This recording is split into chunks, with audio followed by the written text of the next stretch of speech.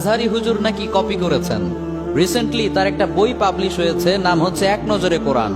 তো অনেকেই তার বিরুদ্ধে প্রোপাগান্ডা চালাচ্ছেন যে তিনি নাকি ডক্টর ফায়েজ বিন সাইয়াফের মাআলিমুস সুয়ার নামক গ্রন্থটাকে হুবহু কপি পেস্ট করে দিয়েছেন। আসলে সত্যি কথা বলতে ভাই, দিন যত যাচ্ছে তত বেশি আমি এটা রিয়েলাইজ করছি যে আসলেই সমালোচনা করতে কোনো যোগ্যতা লাগে না।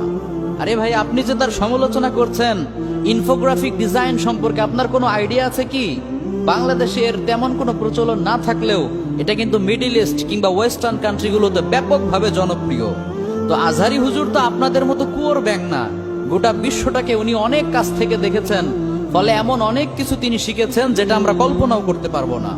তিনি মানুষের মাঝে কোরআনের বাণীগুলোকে সহজে পৌঁছানোর জন্য জাস্ট সেই ট্রেন্ডকে ফলো করেছেন, স্টাইলকে ফলো করেছেন।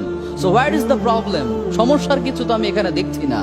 আপনারা যারা তার সমালোচনা করছেন, মাআলিমুস সুয়ারকে আপনি এক পাশে রাখেন আর এক নজরে কোরআনকে এক পাশে রাখেন, রেখে দেখেন এখানে কি হুবহু কপি পেস্ট করা হয়েছে কিনা। আল্লাহর হাবিব বলেছেন, কাফা বিল মারই কাযিবান আইয়ুহাদ্দিসা বিকুল্লি মা সামিআ। একজন মানুষের মিথ্যুক হওয়ার জন্য এতটুকুই যথেষ্ট যে সে যা শোনে তাই বলে বেড়ায়, কোনো প্রকার ক্রস চেক করে না, কোনো প্রকার ডাবল চেক করে না। এজন্য সমালোচনা করবেন না, অযথা অপবাদ দিবেন না। আর সাপোজ কিছুক্ষণের জন্য যদি এটা ধরেও নেওয়া হয় যে মিজানুর রহমান আজহারি হুজুরের এক নজরে কোরআন বইটা মাআলিমুস সুয়ারের হুবহু ফটোকপি, এটার অনুবাদ, তাহলে আমার আপনাদের কাছে প্রশ্ন হচ্ছে, এতদিন আপনারা কেন অনুবাদ করলেন না? কেন আপনারা এতদিন অনুবাদ করলেন না? নাকি এটার অনুবাদ জনগণের কাছে চলে আসলে আপনাদের ওই মাহফিলগুলোতে আর কিচ্ছা কাহিনী শুনতে তখন কেউ যাবে না? আপনাদের জনসমুদ্রগুলো তখন জনপুকুরে পরিণত হয়ে যাবে।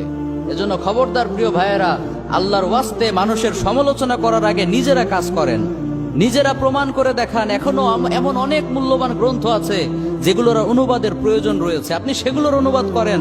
সমালোচনা না করে কাজ করেন, আজহারির বিরোধিতা করার পূর্বে তার মতো যোগ্যতা অর্জন করেন।